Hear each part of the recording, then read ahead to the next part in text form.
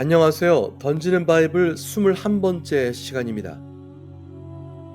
아케다 사건을 창세기에 나온 관련 구절을 근거로 새롭게 해석한 이야기를 던져보려고 합니다.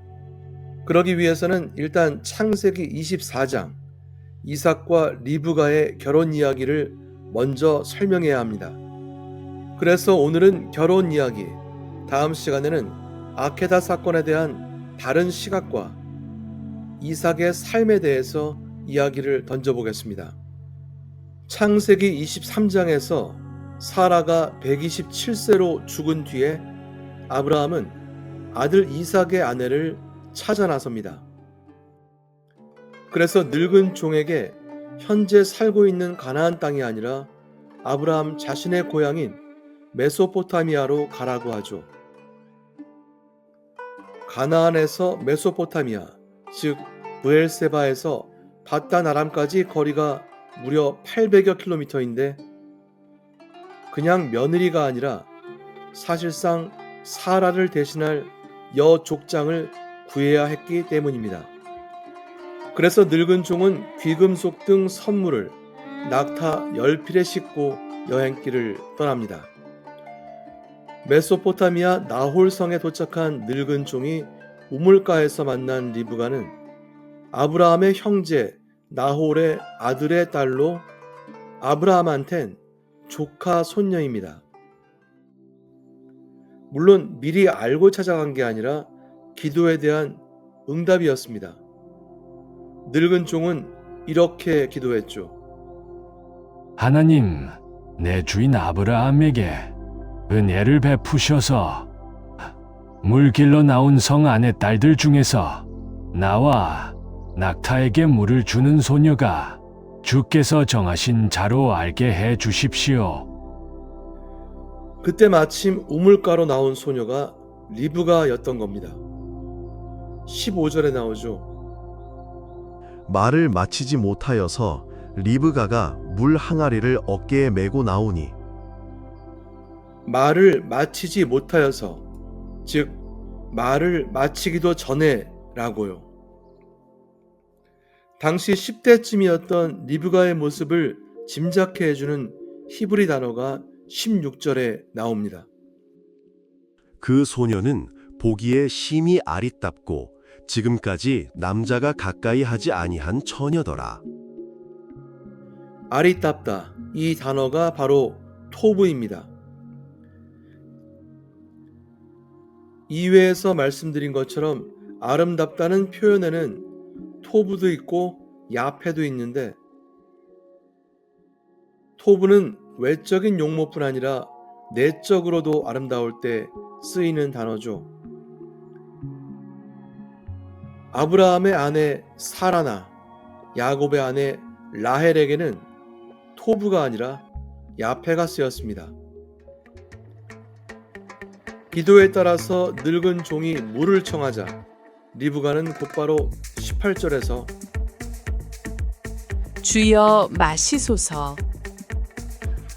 라며 아주 시원스럽게 답하고는 낙타 10마리에게까지 물을 줍니다. 급히 물 항아리에 물을 구유에 붓고 다시 기르려고 우물로 달려가서 모든 약대를 위하여 깃는지라 그 사람이 그를 묵묵히 주목하며 맨 마지막에 나온 묵묵히 주목하며 21절에 나온 주목하며 라는 히브리어는 성경에 딱 한 번 이곳에만 쓰인 단어로 그냥 보는 게 아니라 놀라서 경의에 차서 본다는 그런 뜻입니다. 하나님의 응답이 너무 신속하고 더 고생할 필요도 없어지니까 늙은 종이 놀랐을 겁니다. 편하게 말하자면 늙은 종이 기가 찼던 거죠. 보답으로 귀금속을 주면서 묻죠. 내가 네 딸이냐? 청컨대 내게 고하라. 나는 밀가가 나홀에게 낳은 아들 부두엘의 딸이니이다.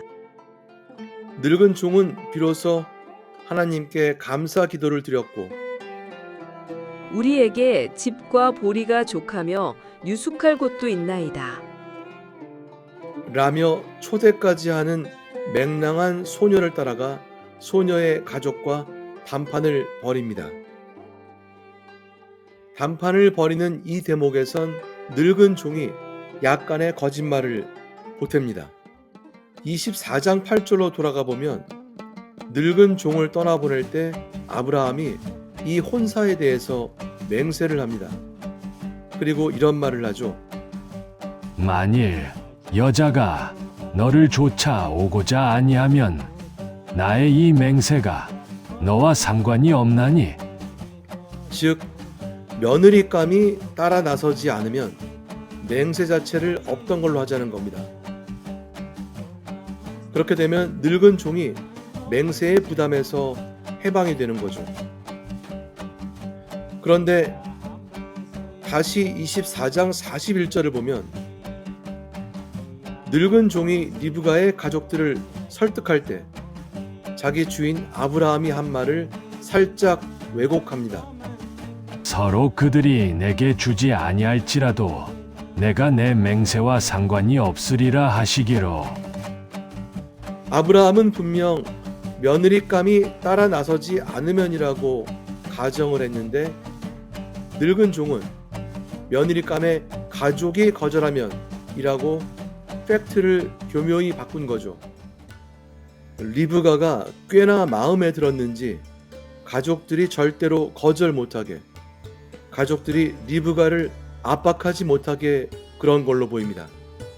늙은 종으로부터 전후 사정을 들은 리브가의 어머니와 오빠는 하나님 뜻인 줄은 알겠지만 그래도 한 열흘쯤 있다가 떠나라고 합니다. 열흘 동안 지참금 등에 대한 협상을 하려고 했을 수도 있습니다. 그래서 늙은 종이 당장 가야 한다고 하니까 가족들은 본인의 의사를 묻자고 하죠. 설마 우리 딸이 하는 마음이었겠지만 리브가의 답이 이렇게 돌아옵니다. 가겠나이다. 맹랑하죠. 결국 가족의 축복을 받으며 유모와 함께 800km 길을 떠납니다. 성경의 기자는 브엘세바로 돌아오는 먼 길을 생략하고 바로 이삭이 있는 곳에 도착한 장면으로 넘어갑니다. 63절과 64절은 당시 이미 40살 정도인 이삭과 10대 소녀 리브가를 대비시킵니다. 신랑 신부의 첫 만남 순간에 이삭은 멀리서 오는 낙타떼에 시선이 머문 반면 리브가는 자기 신랑을 정확히 찾아냅니다. 이삭은 대체 그때 어떤 묵상을 하고 있었기에 그랬던 걸까요? 이 묵상이라는 히브리어 단어도 성경에서 딱 한 번 여기에만 나왔습니다. 그리고 그 뒤에 왠지 쓸쓸한 결말이 나오죠. 이삭이 리브가를 인도하여 모친 사라의 장막으로 들이고 그를 취하여 아내를 삼고 사랑하였으니 이삭이 모친 상사 후에 위로를 얻었더라. 그렇게 바라던 며느리가 왔는데 아브라함은 아예 나와보지도 않은 건지 설명이 없습니다. 그 이유들 다음 시간에 차근차근 던져보겠습니다.